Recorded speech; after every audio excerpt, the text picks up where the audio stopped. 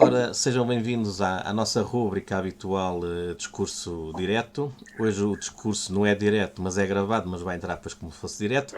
Comigo está o Sérgio e o Daniel, são dois dos elementos do Sal, um novo projeto musical. Eles são novos, mas já não são novos na música. Se calhar vamos falar disso. Vocês saíram de uma aventura durante alguns anos, praticamente a banda fazia parte do Diabo na Cruz, e agora lançaram-se no projeto que tem um nome também muito peculiar, Sal. Como é que é esta transformação? E logo para um produto que faz tão mal à saúde, o sal. Em moderação não faz. Só faz bem. Então posso começar. Olá, obrigado por nos receberem, tudo bem? Sou o Sérgio. Pois, nós conhecemos-nos, portanto, o Dani, neste caso o Daniel que está aqui connosco, trabalhou connosco na banda que tivemos antes, Diabo na Cruz, durante muitos anos, era guitar tech, era técnico de guitarras e também road e muitas outras coisas, além do nosso amigo. E ainda temos o João Pinheiro e o João Gil, que vêm precisamente dos Diabo na Cruz, ou seja, onde nos encontramos em Diabo na Cruz, e mais tarde, já em Sal, entrou o Vicente Santos.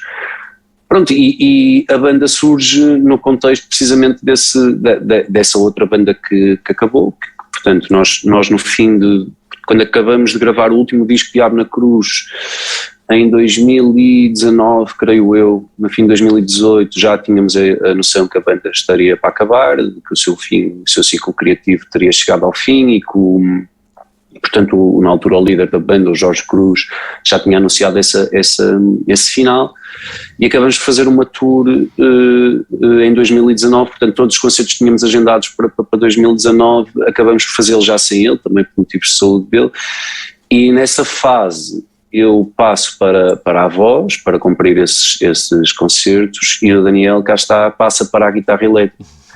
E então aí juntamos, ainda como Diabo na Cruz, juntamos no palco pela primeira vez com o Daniel. E depois os concertos correram muito bem, foi uma surpresa, e também foi um desafio que ultrapassamos, e a partir daí ficou na ideia logo, nessa altura, que não faria sentido nenhum desperdiçarmos esta amizade e esta química que nos unia e que tínhamos em cima do palco, e que poderíamos continuar de alguma forma a tocar juntos e a fazer música juntos. Na altura ainda não sabíamos bem como fazer, estávamos ainda à procura. Essa tour acaba, há ali um momento de algum luto também pela banda acabar, um brainstorming, descobrir como é que as coisas poderiam funcionar, algumas tentativas, alguns erros, algumas angústias, algumas dúvidas, até que finalmente depois, quando já tínhamos algumas canções, fomos para estúdio para gravar essas primeiras canções no que viria a ser um EP, que nunca chegou a ser, um EP para apresentar em 2020.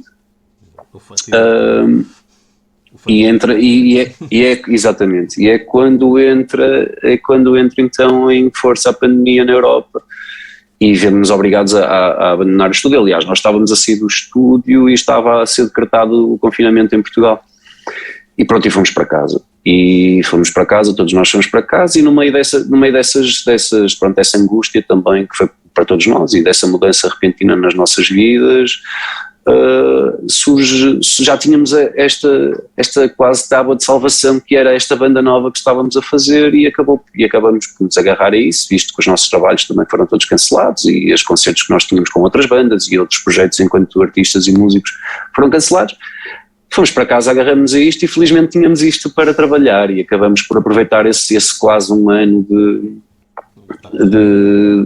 paragem para compor as canções e finalmente ir para o estúdio e gravar o disco. Pode-se dizer que a pandemia no fundo ajudou o projeto a criar pernas. Deu para rentabilizar o tempo e se calhar, se não fosse esse o cenário, provavelmente tinham surgido se calhar concertos, se calhar tínhamos lançado o EP e não o álbum, e logo aí tínhamos posto um travão, não tínhamos continuado, o trabalho não tinha seguido da maneira como seguiu. O Sérgio teve ali uma fase em que começou a compor bastante, porque realmente também não havia muito mais para fazer, então sim, acho que cada um de nós agarrou-se àquilo que poderia fazer. Se não fosse esse o cenário, possivelmente iríamos ter concertos com outras bandas, a coisa ia Pois é, é difícil imaginar como é que seria, portanto, um cenário diferente. Eu acho que certamente o que o Daniel está a dizer era possível, iríamos continuar a trabalhar com outras bandas que trabalhávamos já e portanto se calhar nunca teríamos essa pausa. Eu acredito que o projeto iria na mesma existir, não sei se teria sido tão rápido no fundo. Tão rápido acaba por não ser, mas pelo menos tão pensado. Exato. Ou seja, porque nós depois acabamos por ter uma janela muito grande, temporal de espera, até as coisas abrirem um bocadinho para nós depois lançarmos a música, ainda esperamos um bocadinho, mas isso também permitiu compor, felizmente, podia não ter sido isso, podíamos ter ficado tão em baixo que nem compor nos dava vontade. Eu conheço vários músicos a quem aconteceu isso, que não conseguiram lidar com isto e foram para casa simplesmente deprimir. Nós fomos deprimir, mas também trabalhar e felizmente conseguimos compor muito repertório, o que pronto, acredito que isso só tenha sido possibilitado pelo facto de termos que estar em casa, reclusos, sem trabalhar. Se calhar avançando um bocadinho, estava a falar em depressão e até pegando em alguns títulos, em algumas faixas, vocês acabaram por fazer um disco um bocadinho também deprimido. Temos faixas como Morrer, Profeta da Desgraça, Mal Antigo, Fim do Mundo. Estes títulos são curiosos. Assim, se olharmos só para os títulos é capaz, mas... Sim, mas por acaso há alguns casos que é o oposto. Pronto, o Morrer é uma ponte, é um luto, é uma forma de fazer o luto de algo que ficou para trás, e pode ter assim um ambiente pesado, mas eu por acaso, mas eu encaro a canção de uma forma bastante distinta, até acho que é o contrário, é uma forma de mostrar que estamos vivos. Exatamente. O Profeta da Desgraça, o título pode ser assim também um bocadinho pesado, mas não é bem só. Ao ler a letra dá para perceber que é uma que é uma história, não, Sim, o de várias personagens que estão aí bem vivas, algumas infelizmente. Sim. E em tom de festa até. Acho que fazemos essa Exatamente. em tom de festa. Não, eu creio que... Força. Desculpa, mas isso é uma tendência. Vocês acabam por transportar também aquele ambiente de festa que já vinha do vosso passado também um bocado para a sala. No fundo trazem as raízes populares da música portuguesa também para um rock se quer de festa, um rock se quer dinâmico. Portanto, sim. E ainda pegando na pergunta anterior e na questão do peso ou não do disco e talvez alguma negritude que possa ser associada ao disco, também há que ver uma coisa, isto não é tudo, não há só dias felizes, não é? Exato. E a vida não são só dias felizes e nós procuramos ter mais dias felizes do que menos felizes, mas a arte também representa tudo, não é? Representa a felicidade como representa a tristeza ou representa a angústia ou algum desespero ou alguma raiva, e este disco, apesar de eu achar que ele tem uma mensagem, a mensagem é sempre um bocadinho, ou tenta ser pelo menos um bocadinho, olhar para o copo meio cheio e não para o copo meio vazio. É preciso também compreender o contexto do disco. O disco é muito, este disco em particular, este repertório escolhido para este disco, e foi um disco que o repertório foi escolhido propositadamente para este disco e para esta altura, e é um disco que reflete muito aquilo que é a sociedade hoje em dia. Exato. E não só estamos a falar da pandemia, mas estamos a falar de muitas outras coisas que nos últimos 2 anos, que foi o tempo criativo da feitura destas canções, houve muitos movimentos sociais, muitas coisas a acontecerem no mundo e eu enquanto artista ou enquanto escritor de canções ou o que é que se possa chamar, gosto de olhar para as coisas que me estão a acontecer. Mas apesar de tudo até sou um otimista. E apesar de eu olhar para o fim do mundo, olho para o fim do mundo de um ponto de vista romântico, por exemplo, e posso olhar, por exemplo, para o populismo crescente na nossa sociedade ou para as redes sociais de uma forma humorística ou metafórica ou até quase jocosa. Portanto, eu acho que há uma ou duas canções que são de facto mais densas, mas essas até nem digo que são essas, até vou mais, por exemplo, para o que é feito este chão, que fala de uma temática que é um bocadinho mais pessoal e um bocadinho mais, que tem a ver mais até com a saúde mental e coisas desse género. Sim. Mas de resto acho que até é mais um olhar para o mundo atual, para o mundo que vivemos. Voltando um bocadinho atrás e voltando ao vosso nome, Sal, acabamos por não perceber onde é que vocês foram buscar o sal. Se é mesmo Vai sal, tu, Dani. se Posso? há alguma na cronologia. Vou só pedir um minuto, porque eu tenho aqui os meus gatos invadirem uma sala. Dani, se não te importas, explicação. segura essa. Com licença, desculpa. A escolha não foi nada fácil. Nós tínhamos uma lista gigante de nomes, acho que eram à volta de 180 nomes, e o Sal surgiu numa conversa do João Pinheiro, com o Carlos Guerreiro, dos Gaiteiros de Lisboa, porque o Carlos participa numa canção que ainda há de ver a luz do dia, embora já tínhamos tocado ao vivo, mas não está gravada, que é o Pedaço de Sal. E enquanto eles falavam com o outro, o Carlos Guerreiro disse: um bom nome para a vossa banda seria Sal.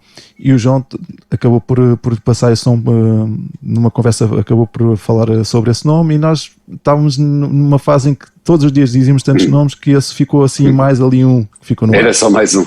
É mais um. Ninguém disse, não, é mau, nem ninguém disse, é espetacular. Pronto, ficou na lista, porque realmente todos os dias nós tínhamos sugestões, algumas um bocado absurdas. Então era difícil alguma coisa ter impacto nessa altura. O tempo foi passando e um dia de manhã o Sérgio mandou uma mensagem especial: o nome é Sal. Eu tive a olhar por aqui para esta lista de nomes e o nome é Sal. Eu hoje estou com o feeling que é Sal. E nesse dia toda a gente disse: ok, Sal. Ainda bem que estavam todos com o feeling. Acho que sim. Não, e depois o nome, e depois estes nomes eu creio que qualquer banda passa por isto, a não ser que o nome apareça antes da banda. E aqui o que acontece foi que a banda apareceu bem antes do nome, as canções apareceram antes do nome, muita coisa apareceu antes do nome, portanto nós já estávamos praticamente com uma identidade formada e ainda não tínhamos nome, o que tornou tudo muito mais complicado, não é? Depois na escolha, porque depois nada nos parecia adequado, e depois quanto mais pensas pior é, não é? Entras ali num loop. E felizmente esta sugestão do nosso padrinho, que a gente já o trata como padrinho, que é o Carlos Guerreiro, naquele dia fez sentido para toda a gente, e depois depois acaba por fazer todo sentido. No fundo também o título da banda, e eu na altura quando vi os primeiros singles que vocês editaram, Sal, e a sonoridade também nos remete um bocadinho para a Portugalidade, para as tradições que vocês adaptam para os dias de hoje. Portanto, acaba também por ter um bocadinho a ver com essa identidade nacional, que julgo que também seja isso que vocês gostam de fazer nas vossas canções, além das letras abordarem temas mais ou menos relevantes e atuais, gostam também de ir buscar uma sonoridade que marca a diferença, porque no fundo não querem ser iguais às outras tantas bandas, querem manter a vossa identidade. Julgo que seja... Não é só gostar. Por acaso, eu e o Sérgio estivemos a falar sobre isso há pouco tempo, e há coisas que não conseguimos fugir, há coisas que fazem parte de nós.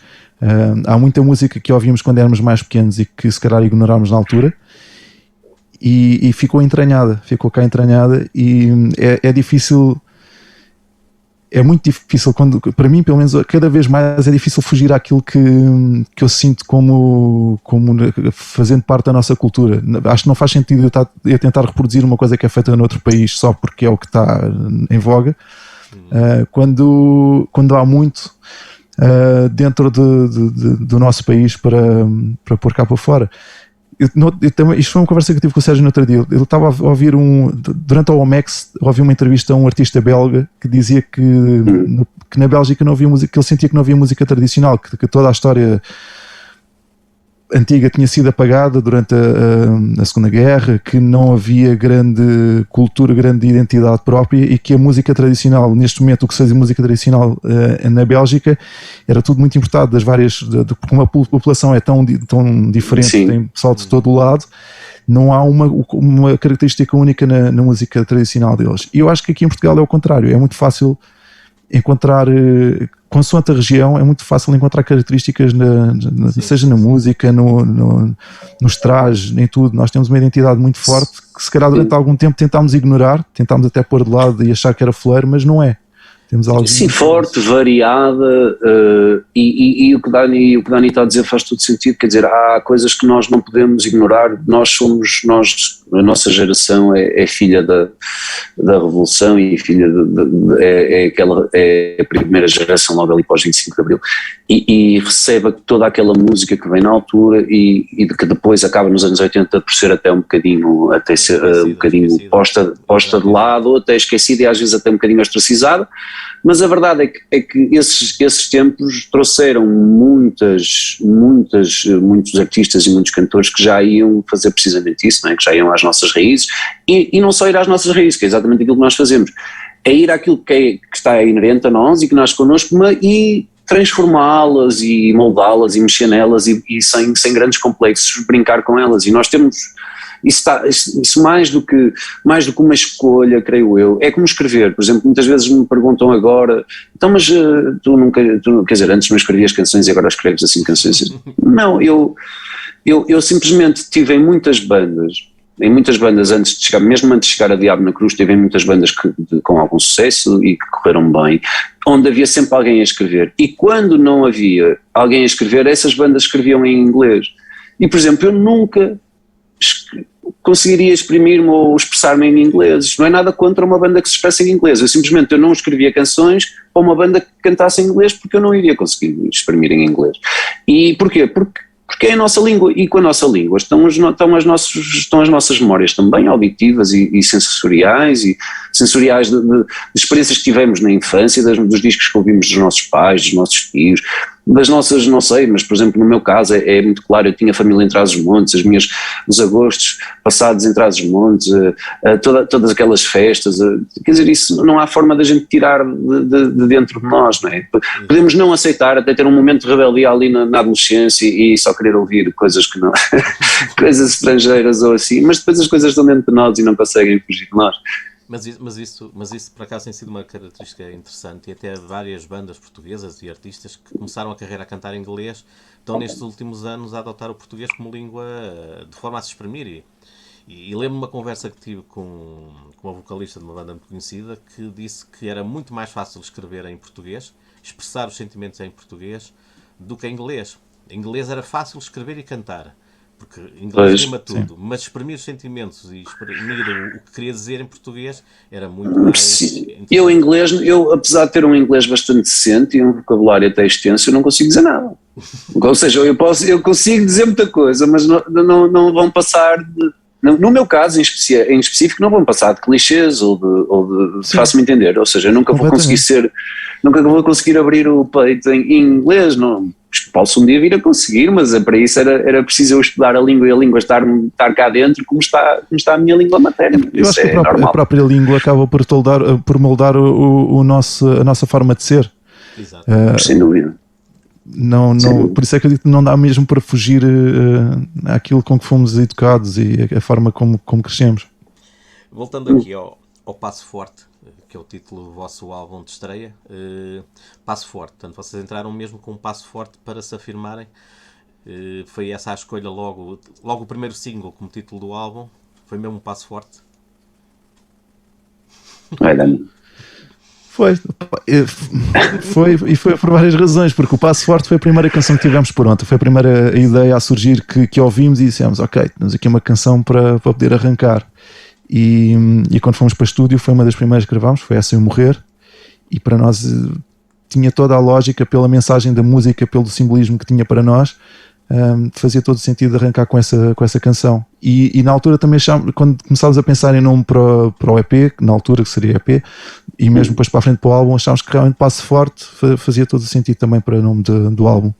No fundo, sim, Sim, diz, desculpa. No fundo é quase uma afirmação. Passo Forte, uma banda nova, mas no fundo... É uma afirmação, sem dúvida nenhuma. Pelo menos é uma tentativa de afirmação. Exato. Pelo menos é uma tentativa, né? É exatamente isso. Eu acho que o simbolismo que a letra trouxe, aliada ao momento que estávamos a passar enquanto indivíduos, enquanto músicos, enquanto membros da sociedade, fez com que a letra, a energia da canção trouxesse essa vontade de ser logo a primeira, e mais do que ser a primeira a mostrarmos ao público, ser praticamente a canção que empurrou a vontade, não é? Portanto, e daí ser um passo forte. Essa canção puxou pela carroça e foi aquela que desbloqueou para depois as coisas todas começarem a andar para a frente. E então, nesse sentido, achamos que o simbolismo estava todo ali, não havia como fugir, nem ao nome do disco, e é claramente uma tentativa de afirmação. Exato. pegando nessa analogia, de pegar na carroça, como é que foi pegar na carroça, entre aspas, e levá-la para palco com um público habituado a ver-vos em palco e eram notórios a energia que se vivia nos concertos do Diabo? Como é que foi pegar nessa carroça, entre aspas, e levá-la agora neste concerto de apresentação? Assumirem o palco com outra identidade. Foi, antes de mais, tem sido, felizmente já demos mais alguns concertos antes de Maria Matos, portanto antes do disco já tínhamos dado alguns concertos que serviram também para experimentar essas coisas e essas sensações e perceber como é que o público poderia ou não reagir à nossa música. Mas antes de tudo, e nós percebendo claramente que isto é outra entidade, é outra banda, são quase outros propósitos, não, ou seja, o passado já lá vai, parecendo que não, já passou bastante tempo, isto já não é Diabo na Cruz e o público também acho que já percebeu um bocadinho isso, mas as pessoas que estão em cima do palco também foram Diabo na Cruz, não é? E se há alguma coisa que eu posso dizer que se transportou de uma banda para a outra são essas pessoas e a energia que essas pessoas já tinham, não é? Exato. E portanto, do ponto de vista, e nós enquanto grupo, e felizmente quer o Dani e quer o Vicente que se juntaram a nós, ex-Diabo na Cruz, para esta aventura, felizmente são pessoas que tal como nós têm muita vontade e muita sede de palco e gostam muito de estar no palco. E isto é fundamental, eu acho que para uma banda gostar de estar, o estúdio é uma coisa muito porreira, estar sozinho no quarto a escrever letras também é bestial e são todas experiências muito diferentes e muito porreiras, mas o palco é onde claramente acontecem as coisas, não é, para nós. E nós somos uma banda de palco e nesse sentido é isso que trazemos e que continuamos a trazer. Eu acho que enquanto forem estes indivíduos, independentemente de ser sala ou não, a energia vai lá estar. Depois são as canções que nós fizemos e que as pessoas aos poucos vão descobrindo e vão conhecendo e que deixam de ser nossas e passam a ser de todos, não é? E aí vem a celebração conjunta e pronto, e esse é o objetivo final, acho que. E como é que tem sido a reação das pessoas às vossas canções? Quer a nível de plataformas, de rádios e ao vivo. Como é que tem sido essa? Até agora parece-me bastante boa.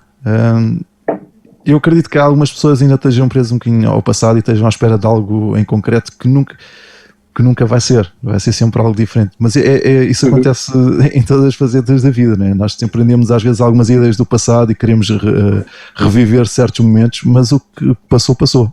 E agora há algo novo e existem canções novas, mas parece-me que quem está disposto a ouvir tem tido, algumas pessoas tiveram agradáveis surpresas com aquilo que nós fizemos, pelo menos pelas reações que foram partilhadas comigo. Sim, acho que sim.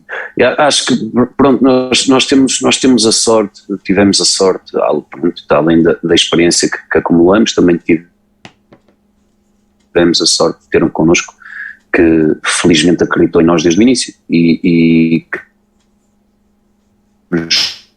estás com pouca rede, certo? Está a falhar ali. E que permitiu-nos essa transição, desculpem. Portanto, tivemos a sorte de ter essa estrutura connosco, produtores associados, Zé Moraes, nossa gente que nos segurou logo desde o início do nascimento, segurou ali o bebê e deu-nos confiança para fazer esta transição. Não como, atenção, vamos lá ver, isto não é uma transição enquanto Diabo na Cruz para a sala, porque essa não existe. Tem a ver muito mais com os indivíduos que são os mesmos, não é? E que têm que lidar com isto. E nós fizemos essa transição de uma forma bastante natural, acho eu. Passamos bem com as nossas dores, mas o tempo também ajuda a curar, passamos bem pelas coisas, conseguimos afirmar-nos com um novo projeto, com canções nossas, com canções novas, e as pessoas que não conheciam, ou que estão a conhecer Sal e não conheciam Diabo na Cruz, que vão aparecendo e que é público novo, está a reagir maravilhosamente bem e eu tenho tido muito feedback muito positivo. As pessoas que já vinham de Diabo na Cruz e que muitas delas, porque isto também é natural, algumas teriam curiosidade em perceber, as que gostavam de Diabo na Cruz teriam toda a curiosidade em perceber que banda é esta nova com membros de Diabo na Cruz, eu creio que na grande maioria compreendeu bem à primeira audição, compreendeu bem que, ok, isto é outra banda, vamos tentar ouvir esta outra banda. E acho que muitas delas felizmente gostaram e mantém-se connosco. Nós temos gente que não falhou ainda um concerto desde que nós começamos. Isso é absolutamente magnífico para nós. Não há palavras para tanta gentileza. E acho que está tudo, os Spotify, os YouTubes, está tudo a correr muito bem, felizmente. Estamos muito contentes com a recepção das pessoas. Por falar em concertos, e as coisas já estão a voltar ao normal, esperemos nós, para além do concerto, da apresentação da semana passada, o que é que vocês têm aí, principalmente aqui para Norte, que somos sempre os últimos? Neste caso é verdade, são mesmo os últimos. Este próximo fim de semana nós vamos estar em Faro, no dia 27. Mas para o Norte ainda não há nada marcado, porque agora com esta história de reagendamento... Não há, nós tentamos... As salas estão todas ocupadas, não há disponibilidade nenhuma neste momento, o que é pena. Nós tentamos, eu sou do Porto, portanto tenho muita vontade de tocar à minha terra e ao Norte, mas a verdade é exatamente esta que o Daniel está a dizer, com tantos reagendamentos por causa dos cancelamentos do ano passado, as salas neste momento estão muito ocupadas e portanto não tem sido fácil arranjar sala para apresentarmos o disco, mas vai acontecer mais tarde. E portanto estamos agora no Algarve no dia 27 em Faro, no Festival Siga, e depois vamos tentar apresentar isto a Norte e à primeira janelinha aí estamos nós.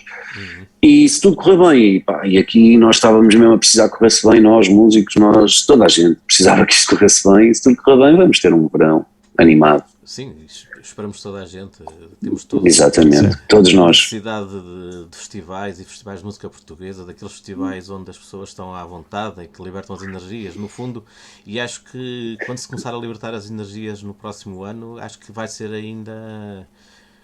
Acho que ainda vamos sentir mais isso. Acho que aquele público, e pegando por exemplo no exemplo de Bons Sons, e vocês passaram pelos Bons Sons com o Diabo na Cruz, acho que há saudades daquele tipo de ambiente, daquele tipo de público, daquele tipo de festivais. Acho que é isso que nós estamos a precisar. Então não há, eu tenho saudades como músico e como público, eu tenho saudades. Quem me dera estar no meio de um público aos saltos a ver um concerto sem máscara, estou ansioso, estou mesmo ansioso por isso. Acho que estamos todos. Claro. Sérgio Daniel, obrigado por este bocadinho e parabéns pelo projeto. Eu confesso que a primeira vez que ouvi o single, não vos associei ao Diabo na Cruz, portanto ouvi, quando recebi o single ouvi, não... Às vezes ouço primeiro e vou ler depois. E eu era assim. Boa. Isto não tem... E depois quando eu li, eu disse, pois realmente isto é um bocadinho diferente. Há ali depois qualquer coisa que a gente vai buscar, até pelos timbres e por a parte instrumental, mas acaba, como disseste e bem, uma evolução para uma coisa nova. Portanto, e é isso que esperemos, e que esperemos que a música portuguesa continue a ter projetos destes inovadores e que também abracem as nossas tradições, que isso também é muito importante, como nós já referimos aqui. Com certeza. Muito obrigado por este bocadinho e obrigado nós. Espero ver-vos em breve.